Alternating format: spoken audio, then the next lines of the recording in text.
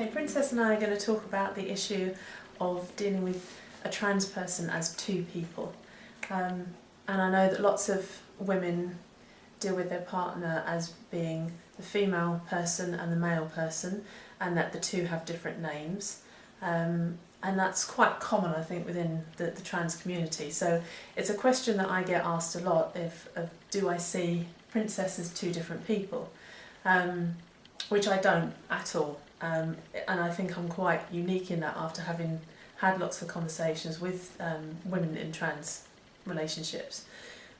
Princess has one name, which can lend itself to being male and female, which just makes the whole thing easier. It's she and he is one person, and from the very first day we met, I've always treated Princess as one person, and couldn't ever see you as being two.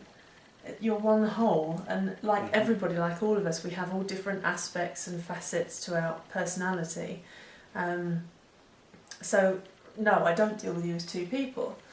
And somebody, quite nicely put it once, that who do I wake up to in the morning and who do I come home from work to? Well, I come home to Princess, and it doesn't matter whether she's sitting on the sofa with a cup of tea wearing a dress and I come in from work, or I might come home and he's wearing jeans and a t-shirt. It's one person, and that often leads people to asking, well, how much time does Princess spend dressed as a woman, how much time as a man? And they almost want to seem to have a percentage or a ratio, and I've struggled to answer that, because I think only you can answer that. Yeah, I think I could ask that a lot as well. How much time, and even from other trans friends. Often other trans friends will say, are you full time, or are you gone full time now, or how much time are you spending as a woman? And I don't know. Once again, it's about percentages. It's almost like, are you transgender if you spend so much percentage of your time? It seems a silly measurement, just how much time you spend as one or the other. And coming back to this, what Angel was saying about who does she wake up with and who does she come home to? And she may come home and I might be wearing a dress, or I might not be.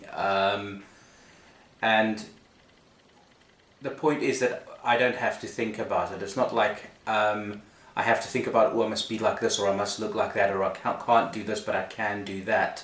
And that's not just in our personal relationship, that's if we go out, if we go visiting friends, if friends are visiting us.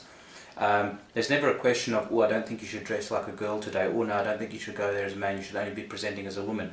The point is that when you wake up every day, you go to your wardrobe and you decide out of your clothing what you're going to wear. I don't look at it as that I wear women's clothing or I wear men's clothing. I wear my clothes.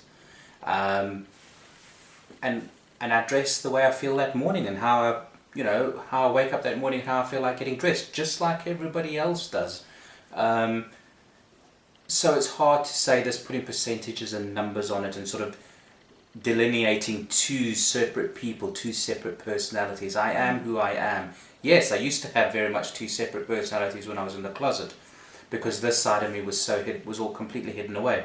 But now that being out, I don't have to hide that anymore. I can just be me. I don't have to pretend to be anybody else. My name is interchangeable, male, female name. And I prefer everybody to call me by that one name. Therefore, I'm not having to pretend to be two separate people. What I've found is that women who do have their partners as two different, male or female, because perhaps they are still in the closet, what I've found is, if you've read the blog, you might know that my previous partner was transvestite and was very deeply in the closet, and that does force you to deal with that person as almost two separate people. And what I've found with being with Princess is that by letting that go, by being out, it just frees you up to be one person. It frees you up to be you. And you is more than enough. Certainly more than enough for me. But, it's kind of... So it depends on your relationship. Because if you and your partner are in the closet, I know from experience that you're in a different playing field and you've got to find what you're comfortable with. But I think one interesting example, I remember we hadn't been together that long, and we were going out somewhere that was trans friendly. It's a pub that we go to for karaoke, and you were kind of hesitating, saying, I can't be bothered to get, do all the makeup and wear a dress tonight, but I suppose I should. And I said to you, why? Why should you? There's no should. And I think women take it so for granted that, as you said, we can just wear whatever we want to, that we're not pegged as, well, if you're wearing trousers one day, then you're masculine, and if you're wearing a dress or a skirt one day, you're feminine.